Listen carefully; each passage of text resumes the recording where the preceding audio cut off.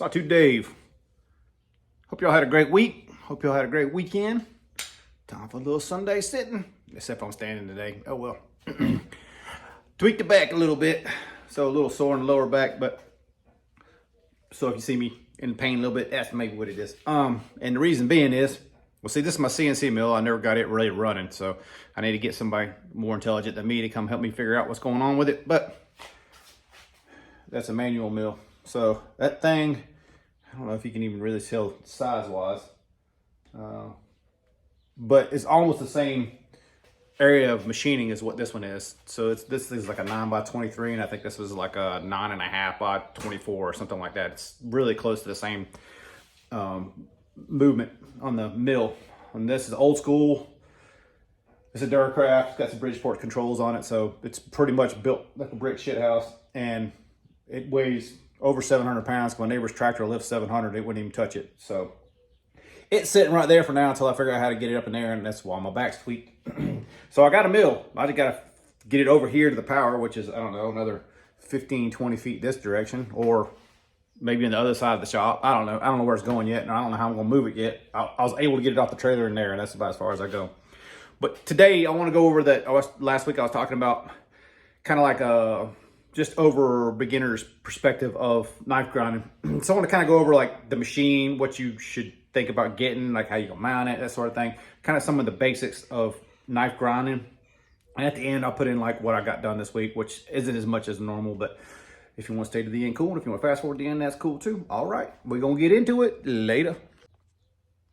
All right, so the perspective of just over beginner, I guess maybe move it intermittent. What do you call that? Intermediate? Yeah, intermediate. Grinding. So I've been grinding 6-7 months now. So I guess for me personally, when I was getting into or trying to learn how to get into the grinding, the first thing I wanted to know was, what do I need to know about the grinders and that sort of thing. So I'm gonna give you a quick, Jesus, I can't talk. I'm gonna give you a quick synopsis of what I thought, my thought process was, and why I selected the one I did. But also, like, don't take this as any kind of expert. This is the only grinder I've ever used, so I have no idea what I'm missing on some of the better ones or some of the worst ones or whatever else. So first thing you got to figure out is you want a variable speed or not. So this one is a variable speed, and my VFD is mounted to my wall right here. It does require different electricity, so if you don't have 220 or you can't wire it 220, you're probably going to want to do something different, which I don't know. Do they make, yeah, sure they make 110s, but I don't know power wise. Like, it's all about what you can do with your machine. So I'm not saying you can't do whatever else, but size machines, the belt size and everything, this 2x72 is pretty much the standard with most knife grinding stuff. This particular one's a Taurus CNC, and I've had real good luck with this one. The reason this one's like more of a sales kind of thing is I can pull this pin. I don't know if you can see this over here. I can pull this pin and basically lay this machine sideways, so it's upright and it rotates down too. There are other models that are similar to this. This particular company, basically all the framework and the motor plate, everything is CNC'd, and then you can choose what you want as far as the motor, the VFD, and he builds it to what you want, prices it for what you want. So power of the motor wise, I selected 2 horsepower, mainly because when you're running slow speeds and you want to put drag on the wheel, like if you're pushing in to grind metal, usually hardened steel and that sort of stuff, you don't want a ton of pressure. But if you did want to put pressure on it, that torque of that 2 horsepower is going to keep it moving even at slow speeds, where you may not have that, as the belt might start slipping and try to changing. It's just easier on the machine for that. So that's my recommendation, but once again, take it with a grain of salt. When you buy these things, there are several attachments you can buy for them. Mainly, the main one on this machine anyhow is going to be this flat platen. So this will basically, this arm comes in and out of this. You just unscrew these. This is an 8-inch wheel that's on it right now. You just basically pull this out. And that's the 8-inch wheel that's coming out. And this is the flat platen. So it's basically just a flat piece of round bar with 2 basically idler pulleys or wheels that kind of guide it around it. You're just going to insert it in there and then tighten those back up. And you kind of sort of insert it where you have a little bit of tension here after you pull down your outer pulley here, your tensioning pulley. So this one's shock mounted, some are spring mounted. Some people have opinions about shock versus spring. When mine sits, I just leave it without the belt. It seems to be fine. I haven't had any issues yet. On this, what's set up here right now is basically just a steady rest for sharpening. I have a little jig that I use, and this basically just goes on the back side of this, and I use it for sharpening with that 8-inch wheel that was on there a minute ago. But you can remove this as well. This is a 2-arm system, so basically it has 2 slots for 1.5-inch arms versus just one. Some of the other ones have just 1 slot. I got to pull this out of here in order to pull that out of there. Sorry, hang on 1 second. I'll show you again. So I pull this out of here. Once again, it's my sharpening attachment. And you know, you can get whatever size wheels you want, basically between, I want to say they go down to 4 inches. I've not seen any smaller than 4 inches, and up to 14 inches. And I have the 14, I have a 10, and I have an 8. And 12 would be handy at times, but it's really, you can work around it. But anyway, what I was going to try to show you on this is you also have steady rests. So this particular one has lots of adjustment up and down, lots of adjustment tilt-wise, lots of adjustment with the table placement on the actual thing. So you get a lot of options. But just if you're grinding, if you're in the upright position and grinding, this is basically how you're going to want your setup. The biggest thing to note on every single setup, so when I change from the flat to like one of those wheels and everything else, I want to take a square and make sure that I'm square both this direction and this direction. So if this table is out, so if here's my belt and my table is out like this, and I'm grinding and I'm using it for a rest, it's going to grind different from side to side, right? So I want this dead nuts even this way, and then I come this way and I want that dead nuts 90 that way. So I always check it. On this particular one, I can shim it. Some of the other ones I have, I've just welded them where they're square to a certain wheel, so I know that that setup's good. It should be fairly consistent, but you always have that variance. Definitely worth checking. You can spend a lot of time wasting trying to find out why you're grinding differently on the left side versus right side, and there is a lot to do with that too. But that's a basic synopsis of, you know, the work rest, the different attachments. So like this, and you can, and it goes more. Like you can get surface attachments to like surface grind. The sky's the limit. If you can think of it, you can pretty much do it. It's just a very useful tool for fabricating as well as knife making. So I guess I have more history in the fabrication end of it than I do the knife making stuff. So I'm kind of just entering the knife making stuff, but small wheel attachments for doing like inside radiuses and that sort of thing. You name it, they got it. It's just a matter of how much money you want to spend. So while we're talking about money, it's basically a couple different ways that I see of getting into a grinder. So if you're comfortable with fabrication skills, maybe you don't know the whole design of the system, house made, make plans you can buy, and they're a minimal amount of money, and you basically buy the plans that comes with everything blueprint wise. You can just basically get it all plasma cut it out, CNC cut it, wherever you wanted to work it out, put it together, weld it, and you can build your own machine. That's the cheapest way that I know of to do it. But if you have the skill, the time, that's the cheapest way to do it. And then it kind of goes up from there. So you can buy somewhat kits from them. You can buy other people have kits and that sort of thing. Once again, this is the only one I've ever used, so I don't know whether that kit would yield a better machine or not as good a machine. I don't know. So from that perspective, like I don't know where I started. I just didn't know enough about these machines, so I wanted to start with a brand that was reputable. Jason from Brass Brigades actually turned me on to this one, and every time I talk to Rich, he's been cool as hell, the owner of this company. So I try to support him as much as possible, and I just referred him to Billy from Apex Alchemy. He's just getting into knife making, and I believe he got his in this weekend too. So, you know, smaller companies are definitely going to be more, you know, be able to dial into exactly what you want or help you recommend certain things. And I'm sure the bigger companies could do that as well, but like, you know, you're dealing with a much larger company. So I don't know. I don't have any experience. So I just like supporting the smaller guys. Like anyhow, so after you've bought your machine, let's say we've already got our machine now, and you could go up, like I've seen these things $10,000, so that you can spend a ton of money on a grinder. Like obviously being new to it, you don't want to invest $10,000 in a machine that you don't know if you're going to use or not, and you don't know if you'll be able to turn around and sell it for what it's worth. Like I think at like used wise, this brand in particular is not super well known, but say you like bought a Beaumont or something like that, you could turn around and sell those. You're not going to get all your money back, but you can get a pretty decent amount back for a good condition grinder. So it's not like It's about like buying a car. You buy it, you're going to take the loss off the top. But after that, it's not going to depreciate too much. Where this one might depreciate more because the brand is not known as much. So, you know, I think I spent, oh, don't quote me, but just over $2,000 on this setup with the flat platen, the 8-inch wheel, this rest, all the motor and the VFD control and everything like that. So I think it was just over $2,000, which I think is a pretty damn good deal. Don't quote me. His prices might have changed, so I'm not saying that's what you can get one for. Just what I paid for it. But you got to figure out how to mount this thing. So I'm gonna slightly tilt the camera here. This is a whole rig, and once again, I'm gonna kind of explain myself here. Where I'm at in this shed is basically just, it was kind of a finished shed. You know, like, I don't know what this is, 12 by 16, somewhere along them lines, somewhere in that area. Maybe a little less, maybe a little more. But it's got drywall up behind it. I'm sure you've seen pictures, and it's got like a, you know, the snap together plastic floor that's supposed to look like wood, linoleum, whatever you call that shit.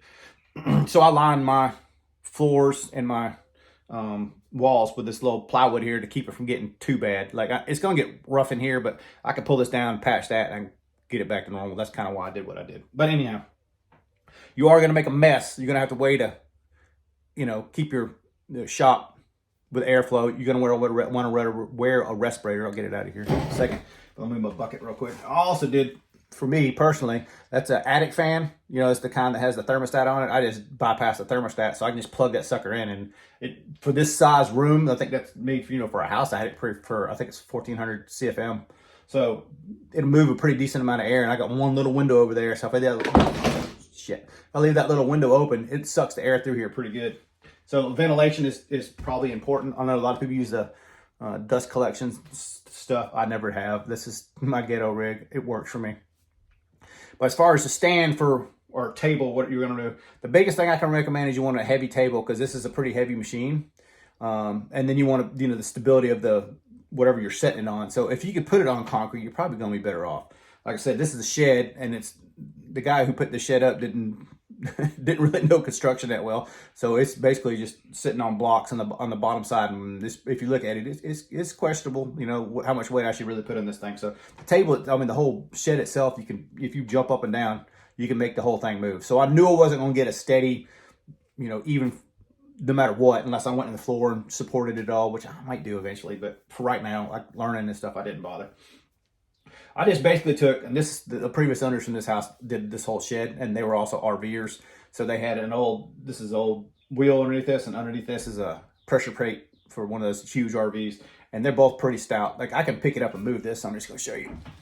I can move it, but it's heavy. So that's why I welded this heavy stuff on the bottom. I come up, that's 1/4-inch wall tubing. I think that's somewhere around 3-inch by 1.5 inches, something like that, tubing that I come up with, and I just welded up. I think that's a 1/4 plate under there, and bolted it to that. You know, my setup works okay for what I'm doing. Would I recommend it? In some aspects, yes, because if you mount this to a table, you don't have access to underneath it. I like having access underneath mine, unless you know, I'll cantilever out from the table. But up to you, however you want to work it. I do like this setup because I'm able to move this machine how I need to do it. So if I needed to lay it down, I can slide it away from the wall, lay it down, then I can still direct where my sparks are going. So I don't have to just be locked into a certain position. So for me, in this particular circumstance, this has worked out well for me, but you got to think through what your situation is and how you want to do and what you want to do with yours. Get back up here, you can actually see it. So what you want to do with the actual grinder. See, is there anything else I need to talk about with the grinder? I think that's pretty much it for right now. Let's go into like getting started into the actual, well, actually, let's do belts. Let's talk about belts for a second. So basically, I'm not any expert on this either, but this, from what I've discovered, you basically got 3 major types of belts. This is going to be aluminum oxide, zirconium, and then ceramic. So the ceramic is what you're going to want for like a hardened steel and that sort of thing. I can say you could probably grind, you know, pre-heat treat, you could do it, but post-heat treat, the ceramics are definitely the way to go. I've tried several different brands. Right now, I'm kind of on Norton Blaze, and I kind of like those pretty good. The VSMs work well as well. But, you know, you try what works for you. What I found with ceramics is if you're off steel, if you're doing anything besides steel, titanium, aluminum, anything else other than really blade steel, they just clog up and ain't worth shit. So I would avoid those for those other materials.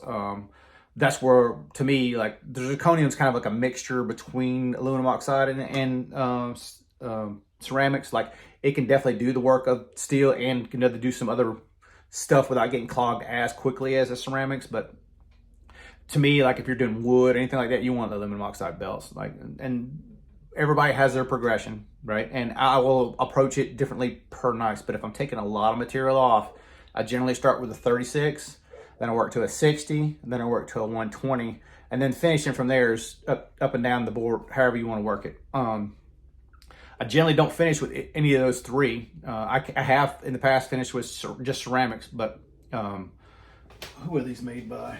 These aren't Mortons. Who are these?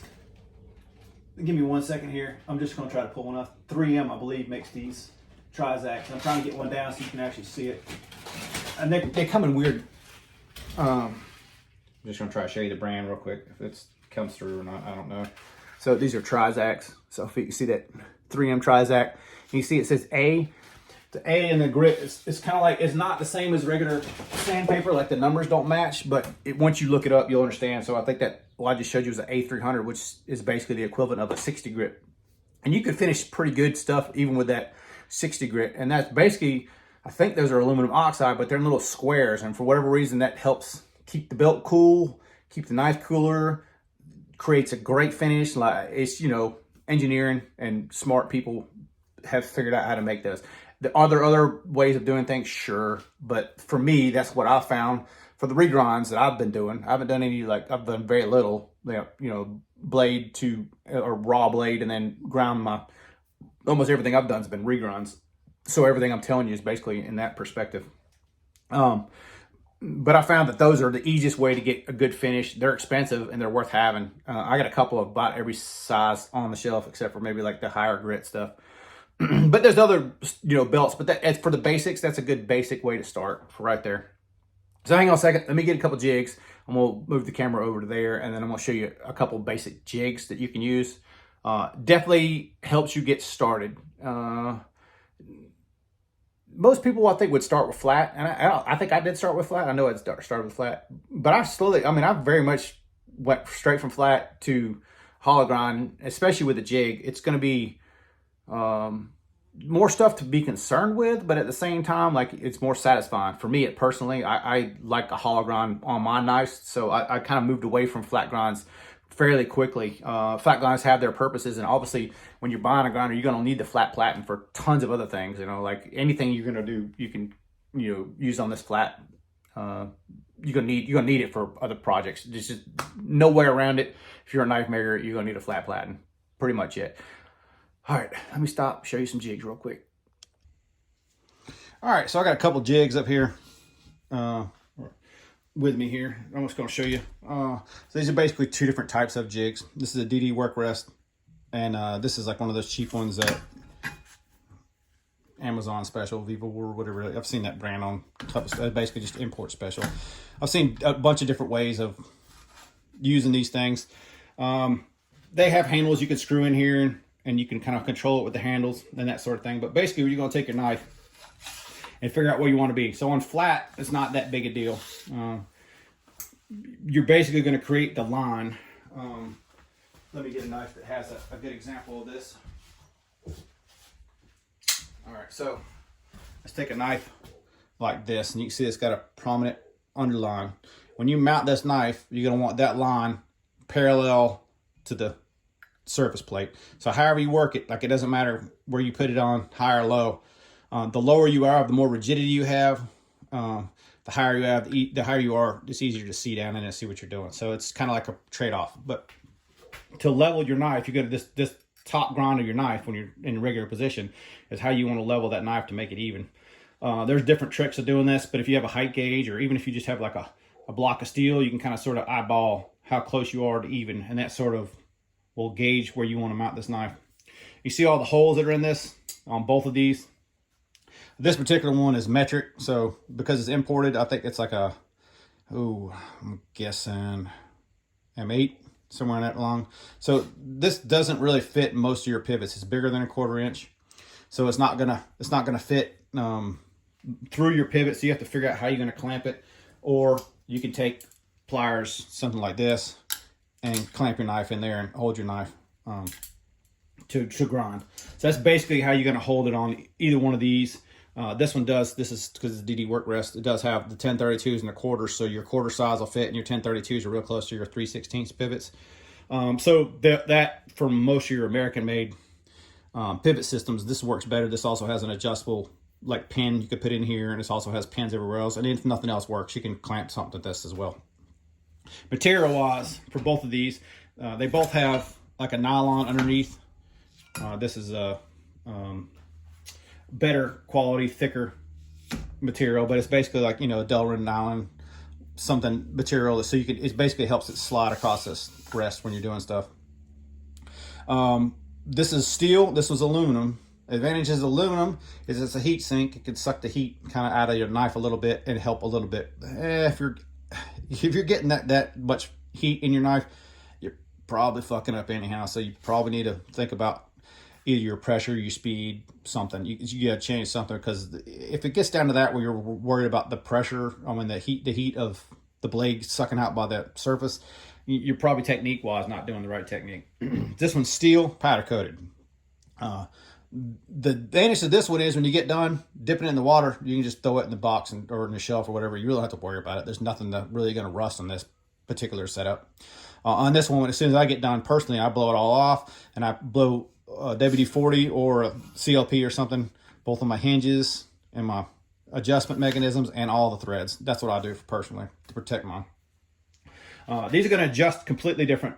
So you can see on the DD work rest, as I was just talking about it, you basically have a piece that's welded here, so like a ball fitting here, and a lock nut. So this nut, the blue part, locks.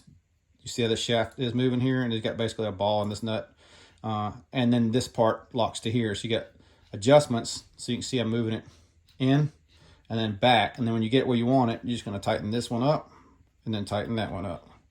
So this tightens that way, this tightens that way, kind of locks it in, and you got it in a steady position. You don't know what angle this is.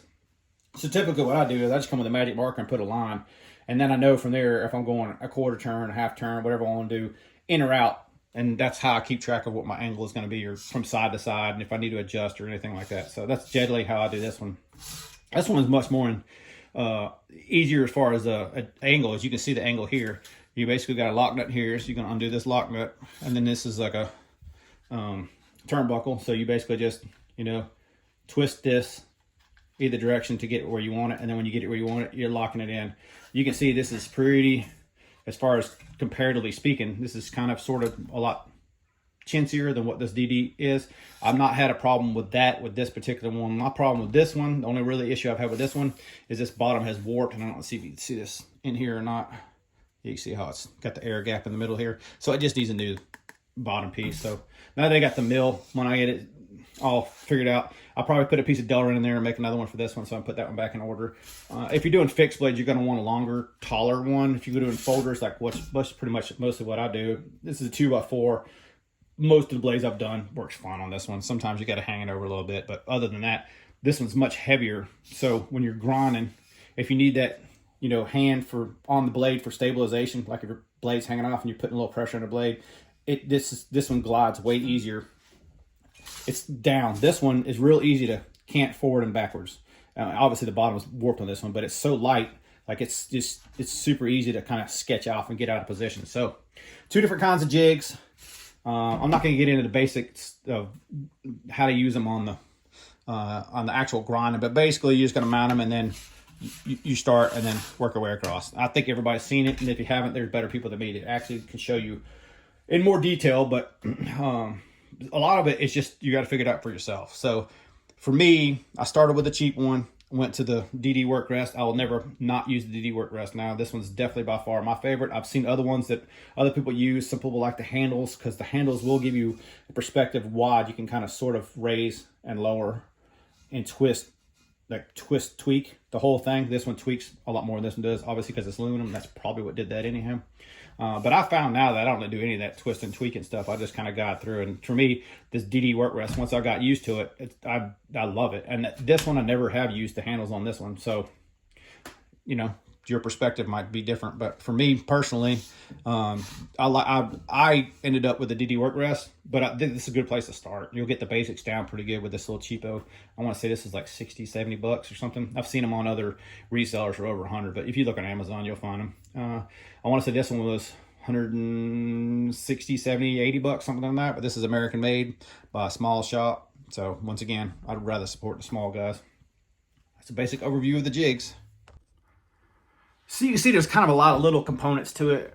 And, you know, I'm sure if you investigate, you'll figure out for yourself what you want and how to start it. But I'm just kind of give you a basic from my perspective. Like, you don't have to have a super expensive machine, but it is going to take a sizable investment in order to get to where you can afford, like, so I bought the machine. I didn't think about the electrical wiring it up in the house. So I had to buy the breaker and the conduit and the wire and bring everything over and drop it in. If you don't have those skills, you need to call an electrician to do that kind of stuff. So like there's definite hidden costs with knife grinding for sure. All your consumables, all your belts are going to be, you know, you're going to fly through them at first probably until you figure out what you're doing. And you might even fly through like work rest, platens and that sort of thing. But, you know, it's not cheap to get involved with knife grinding, but the satisfaction you get from it, the deeper it has driven me into the hobby and how I look at knives differently now, well worth the investment for me. But just sitting here, like, I'm trying to think of a number that I could put on this thing to like safely say you could start grinding for this much money. But I'm going to guess, and I'm going to probably be a little bit on the conservative side here. I'm going to guess at least $3,000 you got to be willing to spend. I'm not saying you can't do it for cheaper, but your process of buying a machine is not going to be buying a machine. Probably it's going to be more like either or buying a used one or something like that. But you're probably looking at $3,000 investment to get to where you can do it cheaper. I'm just saying, like, $3,000 for me personally is what I'm thinking, like, to get a similar setup to what I have to be able to do some of the stuff, you know, like, and there's people that can do awesome knife grinding on next to nothing machines that cost like a couple $100. So this is just my perspective. Also belts, you know, like you go through, sometimes a $10 belt will last you a month. Sometimes a $10 belt lasts you 10 minutes. I'm like, it depends on what you're doing with it, how you know how to use it, or if you don't know how to use it, what materials you're working with. So there's a lot involved in that sort of thing. Obviously, you're going to need a good place. So, you know, if you don't have a place, you got to think through how you're going to put this equipment. Like, my initial thoughts was I was going to put this on wheels, cart it outside and be grinding outside. Well, I live in Arizona. Like, it's just February, it's supposed to be 85 today. So, you know, like it's ridiculous to think I'm going to go out there in June and go try to grind a knife at 100+ degrees. It's just not going to happen. I got a little AC in here, which helps a lot, and a lot of fans. And that's probably the only way I'm going to be able to grind in the summertime. It's probably going to be miserable even at that. But ventilation is definitely key. You don't want to be doing it in some place that, you know, like all the abrasives in here. Like, I have stuff in here I probably shouldn't have in here as far as like other things. This is my cat's house as well. So like when I grind, she leaves. So I have to clean all up, make sure the air gets fresh so she can come back in here. I change your water out, change your food out. Like, you know, it's kind of a pain in the butt, but you know, got to make it work. I probably ramble too much for them regular people that want to see a regular part of my video. I'm gonna put it at in just a minute. If you just here just for the grinding stuff, this is it for the end of that for right now. Y'all got questions, hit me up. I try to make it as brief as possible, still touch on the major things that I think of when I was getting into the grinding and questions that I had. Wheel size for hollow grinds. So that was another question I had, I forgot. So if you're doing a lot of bigger, beefier knives, the 8-inch is perfect. Like you can do a lot of the deep hollow grinds, Medford style, DSK style with the 8-inch. If you got the little, like the Vero and some of the other stuff, and you want to do a really, really thin hollow grind, but super tall, like width-wise, height-wise on the blade, you're going to want a bigger wheel for sure. I think I've been able to get away with the 8 and the 10-inch. The 10 came pretty quickly after the 8 for me personally. And I think that selection for me personally, I like to have that option. I think I probably will get the 12. And then obviously the 14 for all the skinnier stuff. Like, I think I've used the 14 for 1 or 2 knives of my own. Very rarely do I use that 14. It's basically like you can barely tell it's not a flat grind, but it does stay thinner behind the edge much longer than a flat grind. But you lose a little bit of the strength. So it's all trade-off, what you want to do. I think that's it for now. All right, regular viewers, I'm going to show you what happened this week. All right, so the first thing is I ground those other two knives that Don Farmer had sent me and sent them over to Nick. But Nick's already done a video on them, so I don't want to show you. Go over to Nick's channel. Nick Edwards behind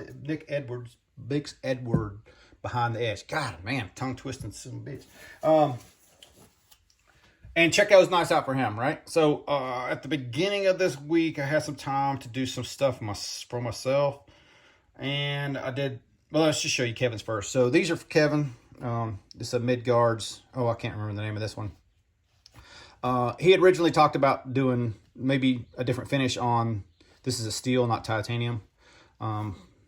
These steel frames are, if you blast them, takes a little more consistency than titanium to get it a certain like monotone like it is right now. But he wanted a regrind done on it, and he wanted it basically flat at the tip like it was originally, but hollow in the middle. So you can see I did that hollow into that flat on this one. I think this one came out nice. That's the first time I've seen it since I think Tuesday, I think is when I did it. Turned out super nice. I'm pretty happy with that. And the other thing I did for him is this didn't have any ramping on the clip. So you see I added that little ramp in so it can get in and out of the pocket a little better. But I can't remember the name of this one. But it's actually a fun little knife. Steel, so it's heavier, but this is titanium, like overlay scales kind of thing. I kind of wish they went all the way up with the scales, but hey, it's not bad. You know, when you put it in hand and you're actually using it, you get the girth you need. So I think it's visually, I would just prefer it if it went all the way around the pivot system or whatever else. But yeah, it's a cool knife, and I'm really happy how that compound grind, I've struggled with this in the past, the compound grinds to that flat. I think it came out pretty nice on both sides of this one. So hopefully you enjoy that, Kevin. Also, Kevin sent me a t-shirt, so thanks, bro, and some cash for doing this, which is like, if you guys send me extra, I totally appreciate it, but it's not necessary. Just paying the shipping costs is more than enough, but this dude went above and beyond. So you've seen mine. This is basically the same thing as mine.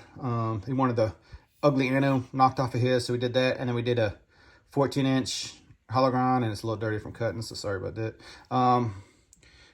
14-inch hollow grind on his as well. This is pretty much identical to the one I did. So, Kevin, the question for you, if you see this, you want to acid etch this one, man? Make it a little different before I send it back to you. I know you're kind of on your way back from Blade Show at this point, so you probably want to see this. But if you do see this, let me know. We can do an acid etch on this one, kind of make it a little different than mine. But if you want to keep it like this, this is fine. But you can see it's still pretty decent size tip, so you don't lose all your strength, but it's got way more cutting ability now than it did before. And Kevin's his own sharpener, so I think he's going to probably end up putting an edge on both of these. I did put a belt edge on these, just like the ones I did for Nick, even though Nick didn't think that, they thought one of them was factory edge and one of them was not sharp or whatever. Yeah, they're belt edges, man. So when I get done with it, unless you tell me otherwise, I'm putting belt edges on them. They do require more stropping, generally speaking, afterwards. I just get them close, and you can finish them from there. I think most of you guys that are sharpeners will prefer at least the rough edges knocked down on them. All right, so these two were for Kevin. So as I was saying before, I had a little time to do some stuff for myself. But I think I showed you this one a couple weeks ago. So these are both my Atreyus. Is that right, Atreyu? Yeah, Atreyus. So this one's a great flipper. This is the thicker blade, and here's a good comparison size-wise to the blade thickness. So you can see that much more substantially thicker, and then the grip is noticeably better too, for me personally. But Denise hit me up. She wanted this one. And she wanted it belt satin, slightly regrind. So once it was cool because to me DSK is pretty much the man as far as grinds go. Like I emulate or try to emulate as much of his grind stuff as I can. Like I think he's pretty much one of the, as far as bruisers go, I think he's one of the best grinders out there. So I was really happy to be able to mimic his lines, basically just chase it down. And I just made it just a little bit thinner than it was. So it's just a little bit on the more cutty side, less bruisery, but it's still a damn good knife. I was a little hesitant about getting rid of this one because this one has a weaker detent, but man, the finger flicks is awesome. You can't even do that with that one. No way in hell you're ever going to finger flick that one. And this detent still works for the flipper as well. Just a little slower on this one. But this one actually is pretty money for the finger flick. And I had refinished, I radiused the edges in this one and had blasted it already. So, hey, you know, it is what it is. I guess for me, this one would be done anyhow. So when they're done, they usually get gone anyhow. It's kind of like building motorcycles and anything else. By the time you get them where you want them, it's time to move on to something else. So anyway, that one's going to Denise.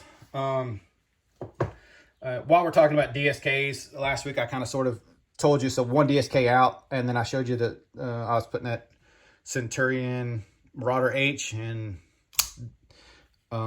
Les George VCP. So me and Chris done another little horse trade, and another Javelina. I had a Javelina before. I ended up going to Aaron. We tried to work out a deal, just couldn't come on what I could give him, what he would like. So he ended up trading Chris. Chris liked that one better, offered me this one. So this is cool because this is more my style anyhow, more of the plain. As far as the tie goes, obviously this is flame, but it's not going to stay that way if you know me.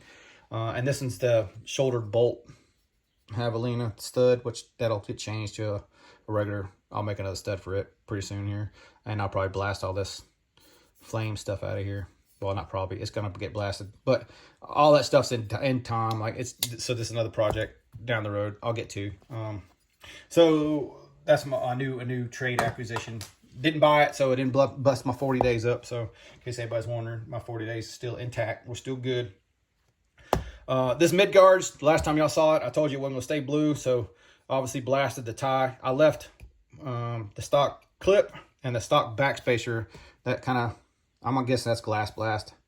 So this is aluminum oxide blast that I did this one with. So aluminum oxide with a tumble, the same with the hardware. Interesting enough on this one, the two things that I wanted to take away of this one is the steel hardware, they painted blue. So it did have a different look to it, stock. But if you looked in there and saw it, if you look in yours, if you have one, and you look in there and see blue and think, maybe that's titanium, it's not, it's painted.